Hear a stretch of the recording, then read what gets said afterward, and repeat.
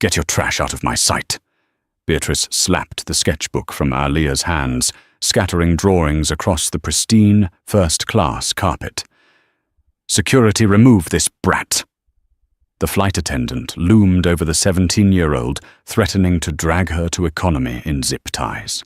To them, Alia was just a helpless charity case in a hoodie. They were too blinded by prejudice to notice the text she just sent. Dad, they're hurting me. Beatrice didn't know the private jet idling next to them belonged to Alia's father, Marcus Thorne. She had no idea the man sprinting down the jet bridge wasn't airport security. He was the airline's new owner, coming to fire them all. The automatic doors of JFK International Airport slid open, greeting 17-year-old Alia Thorne with a blast of conditioned air and the chaotic symphony of travelers. It was a sound she usually associated with stress, long lines, crying babies, the frantic search for gate numbers. But not today. Today was different. Alia adjusted the strap of her modest beige canvas backpack. It wasn't a designer bag like the ones draped over the arms of the women rushing past her in the priority lane, but it held everything that mattered. Her sketchbook, her noise-cancelling headphones, and the ticket that felt heavy in her pocket. First-class seat 1A. She still couldn't quite believe it. Her father, Marcus Thorne, had surprised her with it the night before. I have to fly in from the Singapore summit a few hours late. He had told her over FaceTime, his face pixelated, but his smile warm. But I don't want you waiting for me in the lobby.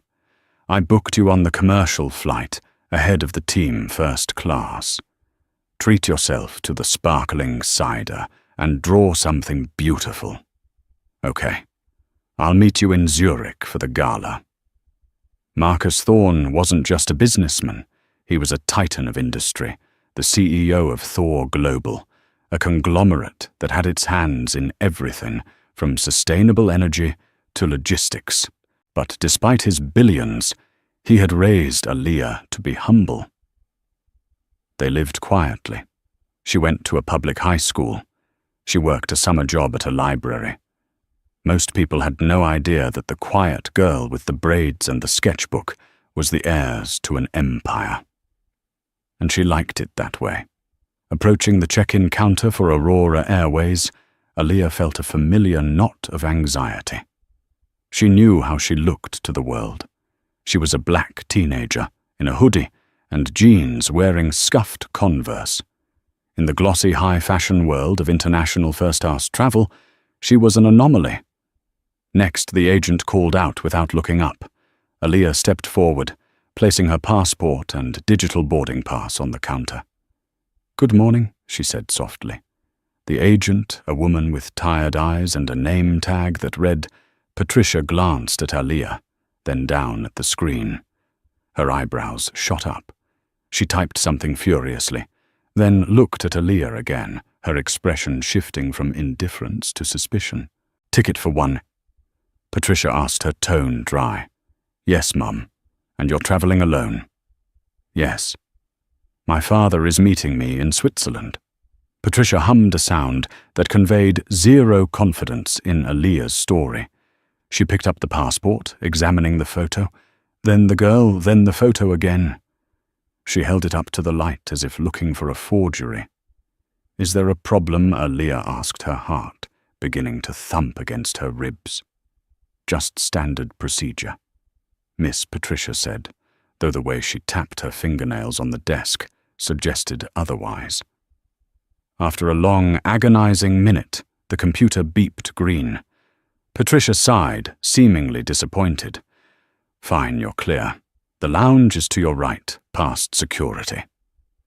"Thank you," Alia said, taking her documents back. She didn't let the woman's skepticism sting her. She was used to it. She just wanted to get to her seat, put on her headphones, and disappear into her art. She made her way through the exclusive security lane, ignoring the lingering stars from a businessman in a grey suit who looked at her like she was lost. She kept her head high. Dad worked hard for this, she reminded herself. I belong here just as much as anyone else. When she finally boarded the massive Boeing 7, the shift in atmosphere was instant. The air smelled of expensive perfume and leather. The lighting was soft, amber-hued, calming. "Welcome aboard," a flight attendant said. Her name tag read Sarah. She was tall blonde and wore the Aurora Airways uniform, a navy blazer with gold trim with a crisp, practiced perfection. Her smile was bright, but it didn't reach her eyes when she saw Aaliyah. "Boarding pass," Sarah asked, her hand extended, blocking the aisle. Aaliyah showed her the phone screen. 1A. Sarah's smile faltered for a fraction of a second. She blinked, looking at the screen, then back at the teenager. 1A. Are you sure you didn't mean Levan Economy Plus is back that way? It says 1A Aaliyah, said politely, zooming in on the screen. First class, Sarah let out a short, airy laugh, as if Aaliyah had told a cute joke. Right, well, go ahead then. Don't block the aisle. She stepped aside, her eyes scanning Aaliyah's backpack as she passed, looking for something to criticize. Aaliyah didn't give her the satisfaction of a reaction. She walked to the very front, to the spacious, pod-like seat that was more like a small apartment than an airplane chair. She stowed her bag, sat down, and exhaled. The leather was buttery soft. There was a fresh orchid in a vase on the console. It was perfect. She pulled out her sketchbook and charcoal pencils, ready to lose herself in the quiet before takeoff. She didn't know that the quiet was about to be shattered. The cabin was filling up. Aaliyah was sketching the curve of the window frame, blocking out the world, when a commotion at the front of the plane broke her concentration. "I don't care what the system says. I explicitly requested the bulkhead. I need the legroom for my sciatica." The voice was shrill, piercing, and undeniably entitled. Aaliyah glanced up. Standing in the entryway of the first-class cabin was a woman who looked like she had been cut out of a magazine about terrifyingly wealthy socialites. She was wearing a white faux fur coat, despite the warm, temperature-oversized sunglasses, and was dragging a Louis Vuitton carry-on that likely cost more than Aaliyah's entire wardrobe. This was Beatrix Vanderwall. Beatrice was a woman who had never heard the word no in her life without immediately asking to speak to a manager. Behind her trailed a meekle-looking husband who seemed to be trying to shrink into his own suit to avoid the embarrassment. Sarah, the flight attendant, was nodding frantically, her customer service mask straining to stay in place. "Of course, Mrs. Vanderwall, we value your status as a Diamond Elite member. Let me just check the seating chart. I don't want you to check," Beatrice snapped, pushing her sunglasses onto her head to reveal icy blue eyes heavily lined with makeup. "I want to sit down. My husband and I always take row 1. It's tradition." Sarah looked at her tablet, then nervously toward the front of the cabin. Her eyes landed on Ariali. Aaliyah felt a cold prickle on the back of her neck. She looked down at her sketchbook, praying she would become invisible. "Mrs. Vanderwall," Sarah whispered, though it was a stage whisper clearly meant to be heard. "It appears seat 1A is currently occupied." "Occupied." Beatrix's head snapped toward Aaliyah's pod. She narrowed her eyes. "Occupied by whom?" Beatrice marched down the short aisle, her heels thudding with purpose. She stopped right next to Aaliyah's seat. Aaliyah could smell her perfume, something heavy, musky, and expensive. "Excuse me," Beatrice said, loud enough for the entire cabin to hear. Aaliyah lowered her headphones. "Yes, you're in my seat." Aaliyah blinked. She checked her phone again just to be absolutely sure. "I don't think so, Mum. My ticket says 1A. This is 1A. Beatrix let out a scoff that sounded like a bark. She turned to Sarah, who had hurried up behind her. "Sarah, is it Explain to me why there is a child sitting in my seat. And why is she dressed like that? She gestured vaguely at Aaliyah's hoodie. Sarah clasped her hands together. I'm sorry, Mrs. Vanderwall. There must be a system error. Let me handle this. Sarah turned to Aaliyah. The fake smile was gone. Her face was hard, her eyes cold. Miss, I'm going to need to see your boarding pass again. I already showed it to you, Aaliyah said, her voice trembling slightly. It's 1A. Show me, Sarah demanded, snapping her fingers. Aaliyah held up her phone. Sarah snatched it from her hand, scrolling through the details aggressively. She frowned. The ticket was valid. Fully paid. Full fare. Well, Beatrice demanded, tapping her foot. Get her out of there. My husband and I need to sit together, and I refuse to sit in row 2 near the galley. It's too noisy. Sarah looked at the ticket, then at the wealthy, furious woman who was a Diamond Elite member, and then at the young black girl flying alone. In Sarah's mind, the calculation was simple. One of these passengers could get her fired with a single phone call. The other was probably an upgrade mistake, an employee non-rev, or a contest winner. Nobody important. There seems to be a double booking, Sarah lied, smoothly handing the phone back to Aaliyah. Double booking, Aaliyah asked. But I have a seat number. Yes, but Mrs. Vanderwall is a priority member, Sarah said, her voice taking on that condescending tone adults use with toddlers. And since this is a full flight, we have to prioritize our frequent flyers. I'm going to need you to gather your things. What Aaliyah's grip on her sketchbook tightened. Where am I supposed to go? We have a lovely seat available in economy, Sarah said. Row 34. It's an aisle seat. No, Aaliyah said firmly. The blood was rushing to her ears. My father paid for this seat. I'm not moving. The cabin went silent. The businessman across the aisle lowered his newspaper. Beatrice's mouth dropped open. Excuse me. Beatrice gasped. Did you just say no? I said no. Aaliyah repeated, though her heart was hammering so hard she thought it might explode. I have a ticket. I have a right to be here. Beatrix turned to Sarah, her face turning a blotchy red. Are you going to let this little hoodlum talk to me like that? I spend $50,000 a year with this airline. Do you know who my husband is? He knows the vice president of operations. Sarah panicked. She couldn't let a Diamond Elite member make a scene. She leaned into Aaliyah's personal space, her voice dropping to a menacing hiss. Listen to me, Sarah said. You are causing a disturbance. You are upsetting our premium passengers. If you do not get up right now, I will have the ground crew escort you off the plane, and you won't be flying to Zurich at all. Is that what you want? Aaliyah looked at Sarah's name tag then, up into her eyes. She saw no empathy there, only annoyance. I'm not causing a disturbance, Aaliyah said, her voice shaking. I'm sitting in my seat. Last chance, Sarah said, straightening up and crossing her arms. Move to 34C or get off the plane. Aaliyah looked around the cabin. There were 10 other people in first class. Most were looking away, pretending to be absorbed in their phones or magazines. They didn't want to get involved.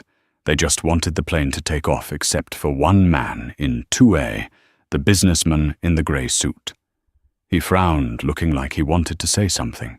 But Beatrice shot him a glare that could cut glass, and he hesitated. I'm waiting, Beatrice said, looming over Aaliyah. My legs are hurting. Move it. Tears stung the corners of Aaliyah's eyes. She felt small, humiliated. She knew she was right, but she also knew that if they kicked her off the plane, she would be stranded in New York while her dad waited in Zurich. He would be worried. It would ruin his big night. Don't cry, she told herself. Dad says Thorn women don't cry in the boardroom. This is a boardroom. Slowly, Aaliyah zipped up her backpack. She stood up. Finally, Beatrice huffed. Takes forever." Sarah smirked, a look of triumphant satisfaction on her face. "I'll take your bag to the back for you. There's no overhead space left in economy." "I'll keep my bag," Aaliyah said quietly. She stepped out into the aisle. Beatrice immediately brushed past her, practically shoving her hip into our lay to get to the seat. She threw her fur coat onto the leather Aaliyah had just vacated and sat down with a dramatic sigh of relief. "Wipe down the armrests, Sarah," Beatrice commanded. "God knows where she's been." Aaliyah felt like she had been slapped. She stood in the aisle, the shame burning her cheeks. Sarah pointed toward the back of the plane, past the curtain that separated the rich from the rest. "Go on," Sarah shooed her. Aaliyah began the long walk. It felt like a walk of shame. She passed through the business-class cabin where people glanced up curiously. Then she passed the curtain into economy. The aisles were narrow, the air felt stuffier, and the noise was louder. She found row 34. It was right next to the toilets. The seat 34C was squeezed between a man who was already asleep and snoring, and the beverage cart that was currently parked in the aisle. Aaliyah sat down. The seat didn't recline. The legroom was non-existent. She hugged her backpack to her chest, burying her face in the rough canvas. She wanted to scream. She wanted to call her dad. She pulled out her phone. No signal. They had closed the cabin doors. The plane was pushing back from the gate. Back in first class, Beatrice was sipping a glass of champagne that Sarah had hurriedly poured for her. "Much better," Beatrice said, clinking her glass against her husband's. "Honestly, the airline needs to screen people better. That girl looked like she belonged on a Greyhound bus, not a 777. Sarah chuckled, leaning in. "I apologize again, Mrs. Vannell. I'll make sure to file a report about the booking error. We'll make sure you get extra miles for the inconvenience." "See that you do," Beatrice said, settling back. "Now bring me some warm nuts." Sarah hurried off to the galley, feeling proud of herself. She had diffused a volatile situation, pleased a high-value customer, and kept the flight on schedule. She was a problem solver. She was efficient. She picked up the interphone to call the captain. "Cabin secure, Captain. Ready for taxi." But as the plane began to taxi toward the runway, a sleek black limousine tore across the tarmac, flanked by 2 airport security vehicles with flashing lights. In the cockpit, the pilot frowned. "Tower, this is Aurora 402. We're holding short. There are vehicles blocking our path. Aurora 402, hold position." The tower crackled back. "We have an emergency stop order.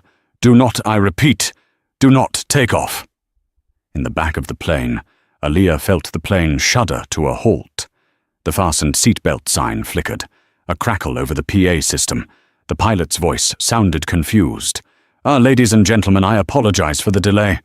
We've been ordered to return to the gate immediately. It seems there is a security issue regarding a passenger in seat 1A.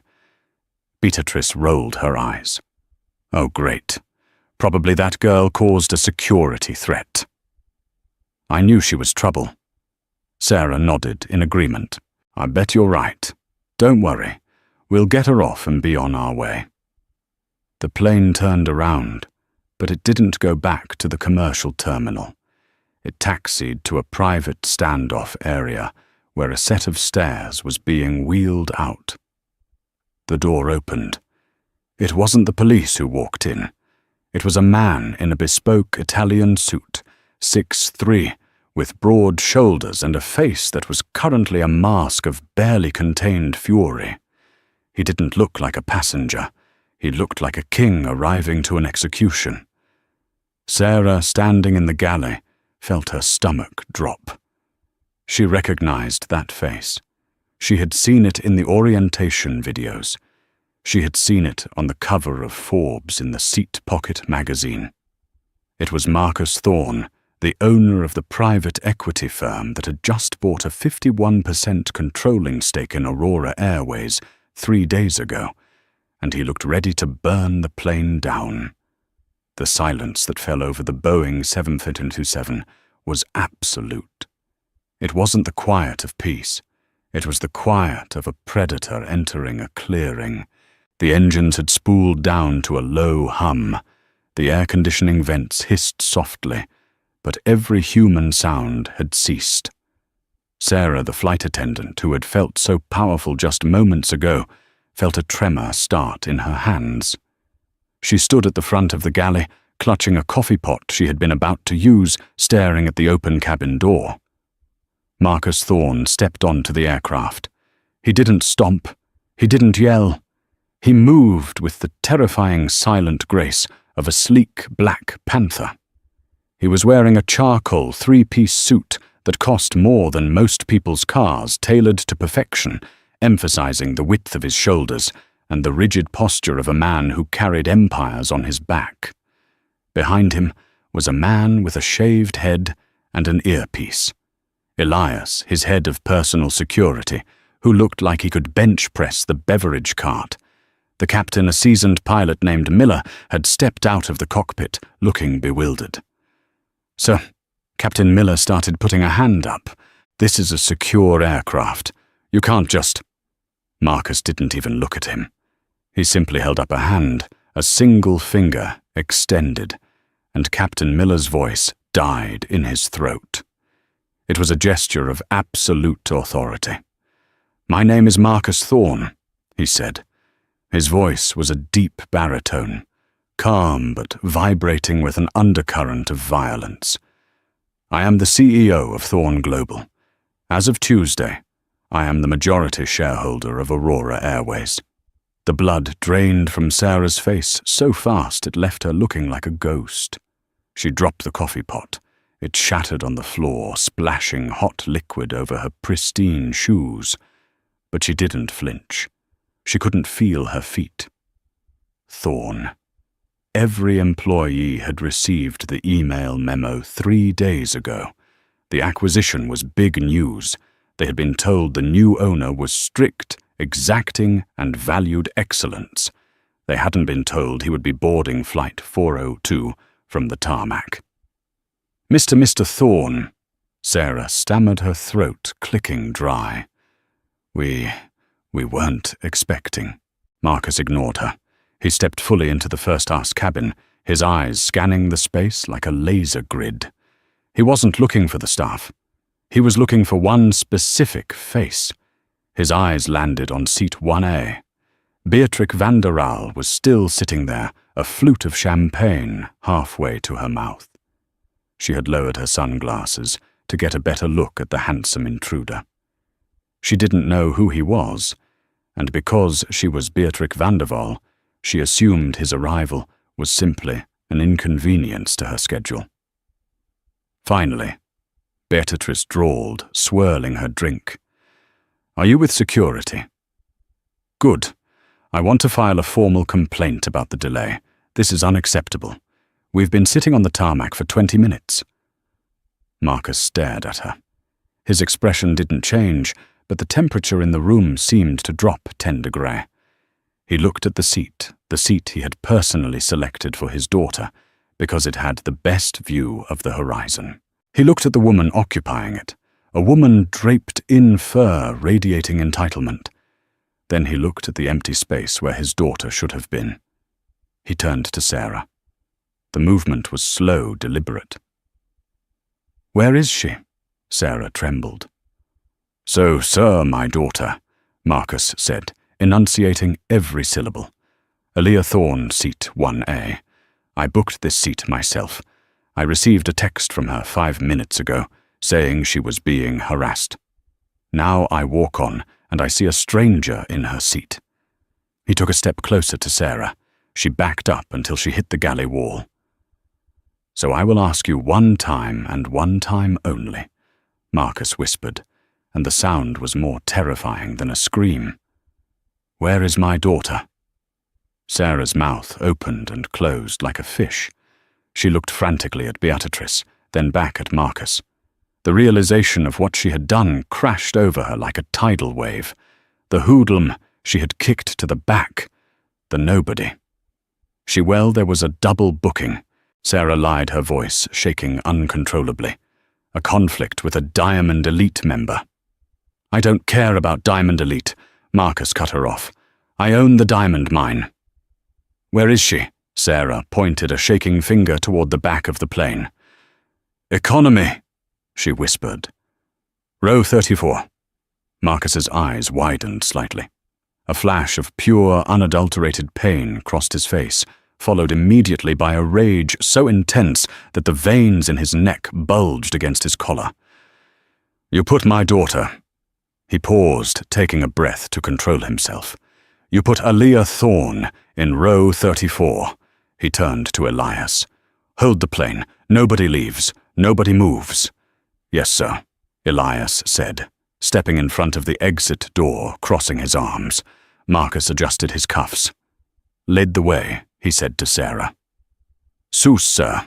Walk, Marcus commanded. Take me to her. The walk from the front of the plane to the back is usually just a walk, but today it was a procession of judgment. Sarah walked in front, her heels clicking unevenly as she stumbled. Tears were streaming down her face, now ruining her perfect makeup. Behind her walked Marcus Thorne, tall and imposing, his eyes fixed forward. They passed through business class. The passengers there, sensing the tension, pulled their legs in. They watched the man in the three-piece suit march past, radiating power. They reached the curtain separating the classes. Sarah hesitated. She didn't want to open it. She didn't want him to see. Open it, Marcus said. She pulled the curtain back. The smell hit them first. Economy was packed. It smelled of stale coffee humanity and recycled air. It was loud. Babies were crying. People were complaining about the delay. Marcus stepped into the narrow aisle. He was too broad for it. His shoulders brushed the seats on either side. He looked out of place, a diamond in a cold chute. The passengers went quiet as he passed. They had never seen anyone like him back here. He looked like a movie star or a president. Row 34. Marcus counted under his breath. Row 10. Row 20. Every step was an indictment of the crew. Every row he passed, seeing the cramped conditions, the lack of space, made his anger burn hotter. He wasn't a snob. He had grown up poor, but he had worked 18-hour days for 20 years specifically, so his daughter would never have to feel small. And today, his own employees had made her feel small. They reached the very back of the plane, the area near the toilets. The engine noise was loudest here, and there she was, seat 34C. Aaliyah was curled into a ball, her knees pulled up to her chest as much as the cramped seat allowed. She had her hood up, hiding her face. Her headphones were on, but they weren't playing music. She was just trying to block out the world. She was clutching her backpack like a lifeline. She looked so young, so small. Marcus felt his heart break. He stopped. Sarah stopped beside him, sobbing quietly into her hand. Marcus didn't yell. He didn't make a scene. He simply knelt down in the aisle. He didn't care that the floor was dirty. He didn't care that he was ruining a $5,000 suit. He knelt down so he could be eye level with his daughter. He reached out and gently pulled one side of her headphones away. Aaliyah, he said softly. Aaliyah flinched. She looked up, her eyes red and puffy, expecting to see the flight attendant coming to yell at her again. When she saw her father, her face crumbled. "Dad!" she whispered, her voice cracking. What are you doing here? I thought you were in Zurich. I came to get you," Marcus said, his voice thick with emotion. He reached out and wiped a tear from her cheek with his thumb. "I tracked your phone. I saw your text. They told me. I stole the seat. Aaliyah cried, the dam breaking. The lady said I was a hoodlum. The flight attendant said she'd call the police if I didn't move. I showed them the ticket. Dad, I promise. I showed them. I know, baby. I know, Marcus said, pulling her into a hug right there in the aisle. He held her tight, shielding her from the stares of the other passengers. You didn't do anything wrong. You handled yourself with dignity. I am so proud of you. He stood up, extending a hand to her. Come on, grab your bag. Where are we going? Aaliyah sniffled, wiping her eyes with her sleeve. They said I have to sit here. Marcus looked at Sarah, who was cowering against the beverage cart. They were wrong, Marcus said, his voice carrying through the silent cabin. You are Aaliyah Thorne. You don't sit in the back unless you choose to. And today we are not choosing to. He took her backpack from her, slinging it over one shoulder. He took her hand firmly in his. Then he turned to the economy cabin. 200 people were watching them. Ladies and gentlemen, Marcus said, his voice projecting clearly. I apologize for the delay in your flight. My staff made a grave error in judgment today. They mistook my daughter for someone who could be bullied. We are rectifying that now. Drinks are on the house for the entire duration of the flight. A ripple of applause broke out from a few rows, then spread. People cheered. They didn't know the full story, but they knew a father defending his daughter when they saw one. Marcus turned back to Sarah. His eyes were hard again. Walk, he said. Back to the front. We have business to finish. The procession returned to first class, but the energy was different now. It was a victory march. Aaliyah walked with her head higher, holding her father's hand. She wasn't the scared teenager anymore. She was the daughter of the king. When they stepped back into the first-class cabin, Beatrix Vanderwall was tapping furiously on her phone. Finally, Beatrice snapped without looking up. Is the drama over? Can we take off now? My husband has a meeting. Marcus guided Aaliyah to stand right next to seat 1A. He handed her backpack to Elias. Mrs. Van der Aal, Marcus said. Beatrice looked up, annoyed. What? Who are you? I am the man who owns the seat you are sitting in, Marcus said, and the plane attached to it. Beatrice scoffed. Don't be ridiculous. This is a public airline. Actually, Marcus said, reaching into his jacket pocket and pulling out a business card. He dropped it onto her tray table. It landed with a soft thack next to her champagne. It's a privately held subsidiary of Thorne Global. As of this week, Beatrice picked up the card. She read it. Her face went pale. The name Thorne was legendary in socialite circles. It meant money, real money, old money and new money combined. Oh, she said, her voice shrinking. I didn't know. You didn't know she was my daughter, Marcus asked, gesturing to Aaliyah. Or you didn't know that treating a child like garbage would have consequences. I didn't treat her like garbage, Beatrice sputtered, trying to rally her defense. She looked suspicious.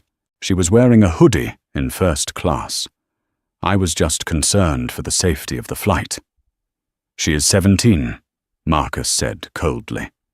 She is an artist, and she was wearing a hoodie because she wanted to be comfortable. Since when does a hoodie negate a valid ticket? He turned to Sarah, who was standing by the cockpit door, looking like she wanted to melt into the floor. And you, Marcus said, you enabled this. You checked her ticket. You saw her name. Did it not occur to you to check the manifest? Did it not occur to you to treat a paying customer with basic respect, regardless of her age or skin color? I was just following protocol for elite members. Sarah wept. Mrs. Vanderwall is a diamond member. Protocol. Marcus laughed, a harsh, humorous sound. Let me tell you about protocol. Protocol is protecting your passengers. Protocol is checking facts before you threaten a minor with police action. He turned back to Beatrice. "Get up," Marcus said. Beatrice froze. "Excuse me." "Get up," he repeated. "You are in my daughter's seat, and you are no longer welcome on this aircraft." "You can't be serious," Beatrice shrieked. "I paid full fare. My husband. Your husband can stay if he wants," Marcus said, glancing at the man in 1B. The husband immediately shook his head, terrified. "But you are off now. I will sue you," Beatrice screamed, standing up, her face purple with rage. "I will sue this airline into the ground. Do you know who I am?" "I know exactly who you are," Marcus said calmly. "And I know exactly what you did. You bullied a child because you thought she was weak. You thought she was alone." He stepped closer, his voice dropping to a whisper that only Beatrice and Aaliyah could hear. "You made a mistake, Beatrice. You judged a book by its cover. But you forgot to check who published it." He motioned to Elias. "Escort Mrs. Vanderwall off the plane. Ensure her luggage is removed. And Elias, so flag her passport in our system." Marcus said she is placed on the permanent no-fly list for Aurora Airways and all our partner carriers. She will never step foot on one of my planes again. Not today. Not ever. Beatrice gasped. "A permanent ban. That would hurt travel." "You can't do that," she wailed as Elias stepped forward, his massive frame blocking her view. "I just did," Marcus said. "And if you don't start walking, I will have the airport police, who are waiting at the bottom of the stairs, arrest you for disorderly conduct and interfering with a flight crew. Your choice." Beatrice looked at the open door. She looked at Elias. She looked at the other passengers, who were now watching with undisguised glee. The businessman in 2A actually smirked at her. She grabbed her fur coat. She grabbed her bag. "This isn't over." She hissed at Aaliyah as she passed. Aaliyah didn't flinch this time. She looked Beatrice in the eye. "It looks over to me," Aaliyah said softly. Beatrice stormed out her heels, clacking angrily on the jet bridge, her humiliated husband trailing behind her like a lost puppy. The cabin was silent again. Marcus turned to Sarah. She was shaking so hard she had to lean against the wall. "Sarah," Marcus said. His voice wasn't angry anymore. It was just disappointed, which was almost worse. "Please, Mr. Thorne," she begged. "I've been with the airline for 10 years. I have a mortgage. Please." Marcus looked at her. He looked at the shattered coffee pot on the floor. "You made a choice, Sarah. You chose prejudice over policy. You chose bullying over service. Aaliyah told me you smirked at her. You enjoyed it." Sarah lowered her head, sobbing. She couldn't deny it. "I cannot trust you with the safety and dignity of my passengers." Marcus said, "Pack your bag. You are relieved of duty effective immediately." "But who will work the flight?" she whispered. "I will have a reserve crew brought in," Marcus said. "It will take another hour.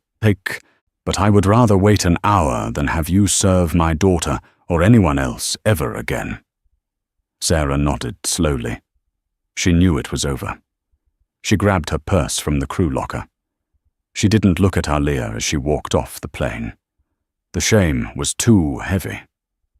Marcus let out a long breath. He turned to Aaliyah. The anger vanished from his face, replaced by a warm, fatherly smile. "Sat 1A is available," he said, gesturing to the pod. "I believe it belongs to you." Aaliyah looked at the seat. Then she looked at her dad. She stepped forward and hugged him again, burying her face in his suit jacket.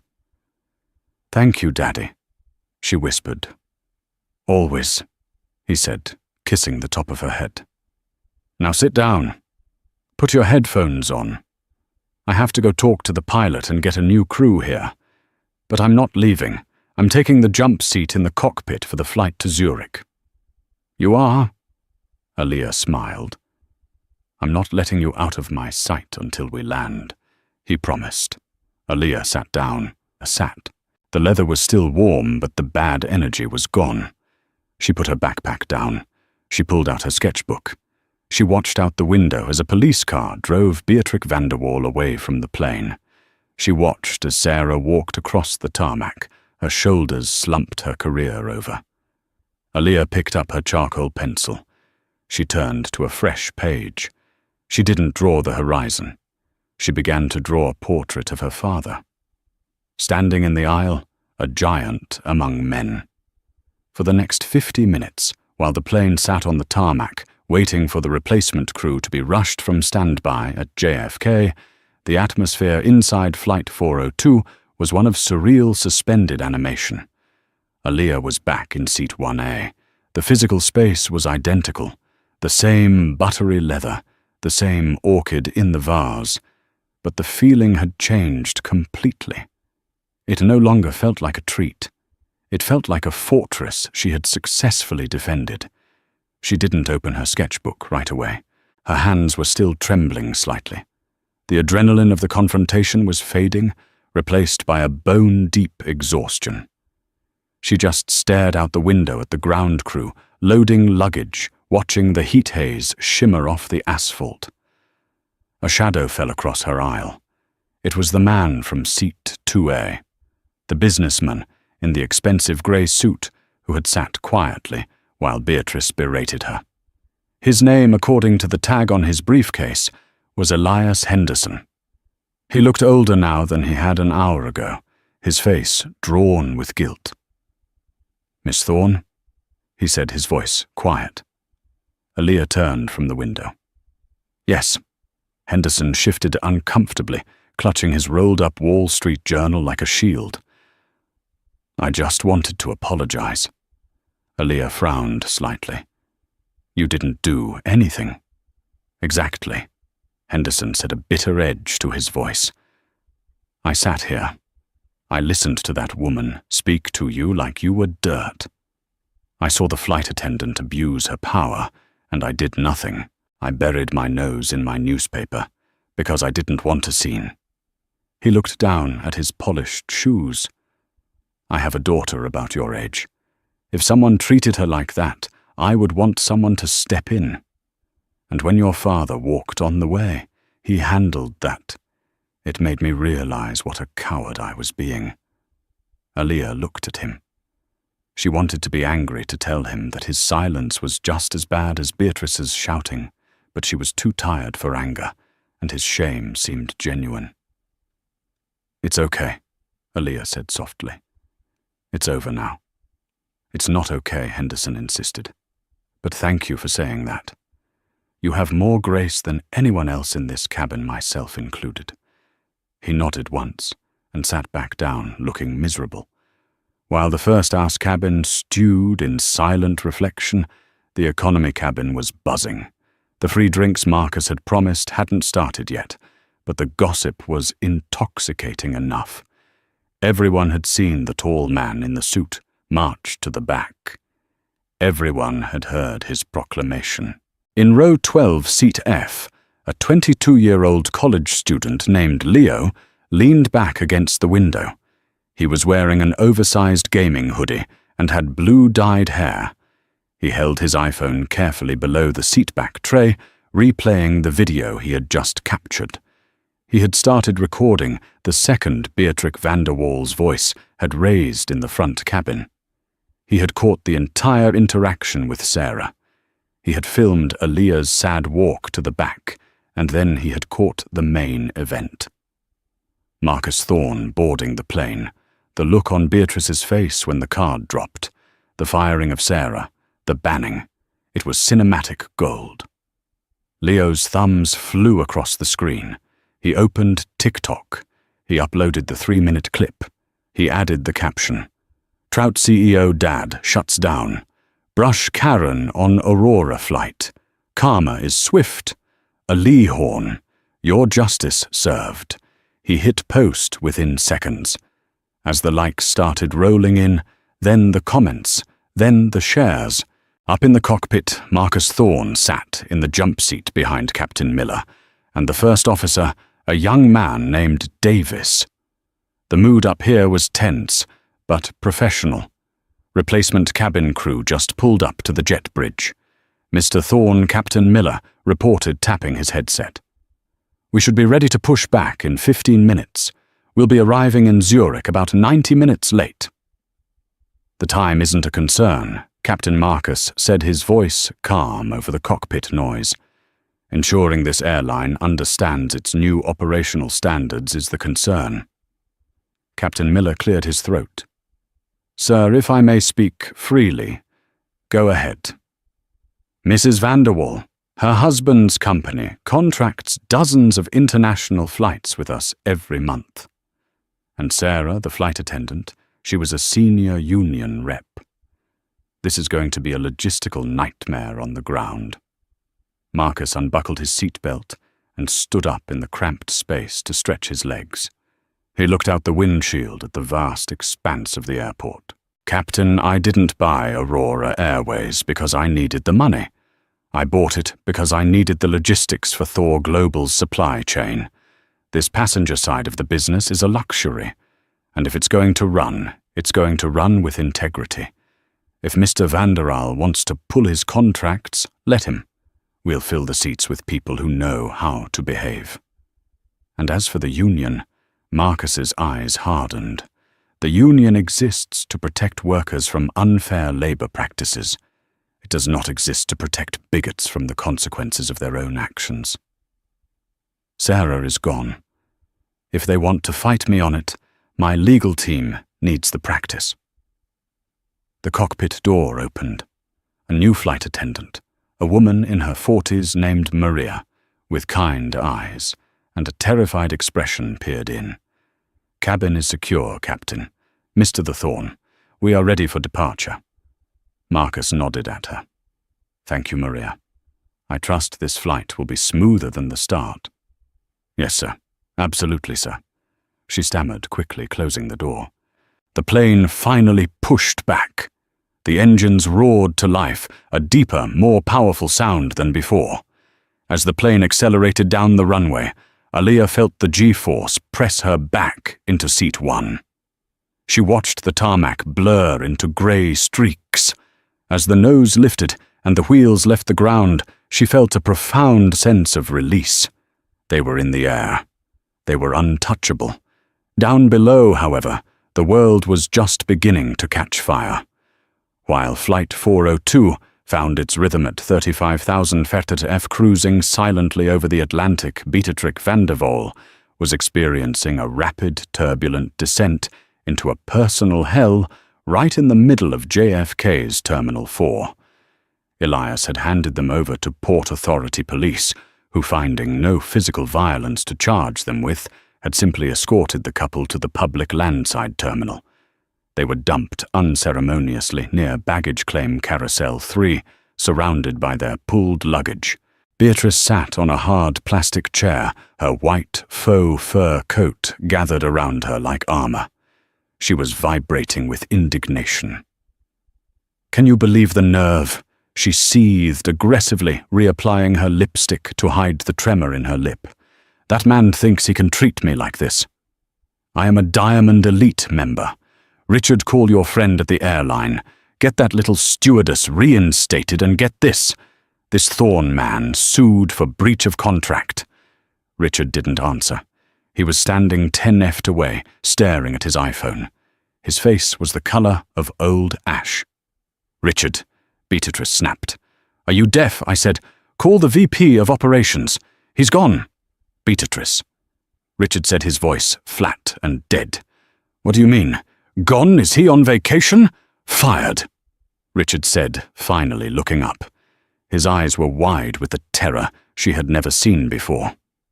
"I just got an alert. Marcus Thorne sent a memo to the entire company. A zero-tolerance policy. 4 executives were terminated 10 minutes ago for creating a culture of entitlement. Your friend was the first name on the list." Beatrice scoffed. "Ridiculous."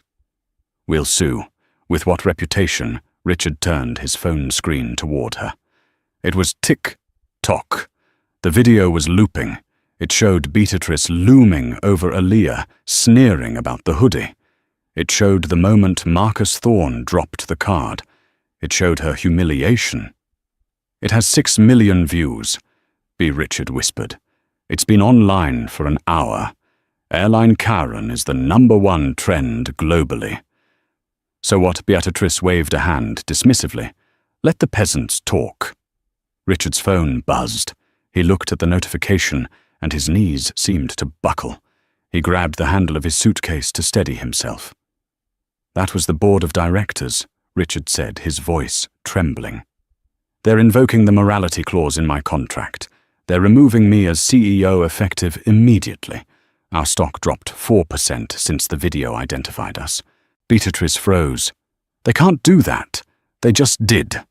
And the Zurich partners, the deal that was going to fund our retirement. He laughed, a dry, hysterical sound. They just pulled out. They said they don't do business with bigots. It wasn't bigotry. Beatrice shrieked, her voice echoing in the terminal. People turned to look. Phones came out. It was about seating priority. It cost me everything, Richard spat.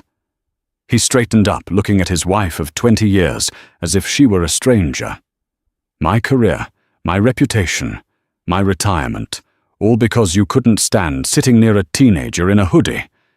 He gripped his suitcase handle and turned away from her. Where are you going? Beatrice cried out, panic finally piercing her armor. Richard, the limo is gone. How do we get home? I'm taking a cab to a hotel, Richard said, walking away without looking back. I need to speak to a divorce lawyer before I speak to you again. Richard, you can't leave me here. But he did. Beatrice was left sitting on her pile of Louis Vuitton bags, alone in the busy terminal. A group of teenagers walking toward the exit slowed down. One of them pointed. Hey, look, the girl whispered, loud enough to be heard. That's the lady from the video, the one who got owned. They raised their phones. Cameras flashing. Beatrix Vanderval, the woman who had spent her life looking down on others, buried her face in her hands, weeping as the flashbulbs captured her final public ruin. The wheels of the Boeing 727 kissed the runway at Zurich Airport with a gentleness that felt like a sigh of relief. Inside the cabin, the atmosphere was no longer tense. It was reverent. As the plane taxied to the gate, the new cabin crew who had spent the flight treating every single passenger from first class to row 45 with impeccable grace opened the doors. Marcus Thorne didn't rush off. He waited. He let the other first-class passengers gather their things. Elias Henderson, the businessman from 2A, stopped by seat 1A one last time. Mr. Thorne Henderson said, extending a hand, you run a tight ship. I'll be moving my corporate accounts to Aurora. And Miss Thorne, he looked at Aaliyah. Keep drawing. The world needs more people who can see the beauty in things, even when things get ugly. Aaliyah smiled a genuine, tired smile. Thank you, Mr. Henderson. When they finally stepped off the plane, the cool, crisp Swiss air hit them. But unlike the chaos at JFK, there was a sense of order here. A black Mercedes was waiting right on the tarmac, bypassing the terminal entirely. No customs line today, Aaliyah teased as they climbed into the back of the car. One of the perks of owning the airline. Marcus winked. We cleared customs digitally while over the Atlantic. They were whisked away to the Dolder Grand, a castle-like hotel overlooking the lake. But the real destination was the gala that night. 6 hours later, Aaliyah stood in front of a full-length mirror. The hoodie and Converse were gone. She was wearing a stunning emerald green gown that shimmered under the chandelier lights. Her hair was pulled back in an elegant updo. She looked like royalty. You look beautiful, Marcus said, stepping into the room. He adjusted his tuxedo tie. Are you ready? It's going to be a lot of people, a lot of cameras. I saw the news, Dad. Aaliyah said, turning to face him. They're calling you the defender of the skies, and they're calling me. She paused. They're calling me a symbol of dignity. You are, Marcus said. You didn't scream. You didn't fight dirty. You just held your ground. That takes more strength than what I did. All I did was use my wallet. You used your character. They arrived at the gala, a gathering of the world's elite. As they walked the red carpet, the flashes were blinding. But amidst the sea of reporters shouting questions about stock prices and mergers, one voice cut through. Aaliyah, what do you have to say to Beatrix Vanderal? Aaliyah stopped. The carpet went silent. Marcus looked at her, ready to intervene, but she shook her head slightly. She stepped toward the microphone. I hope she finds peace, Aaliyah said, her voice clear and steady. It must be very exhausting to carry that much hate around in your heart. I don't carry it. I left it in row 34. The crowd erupted in applause.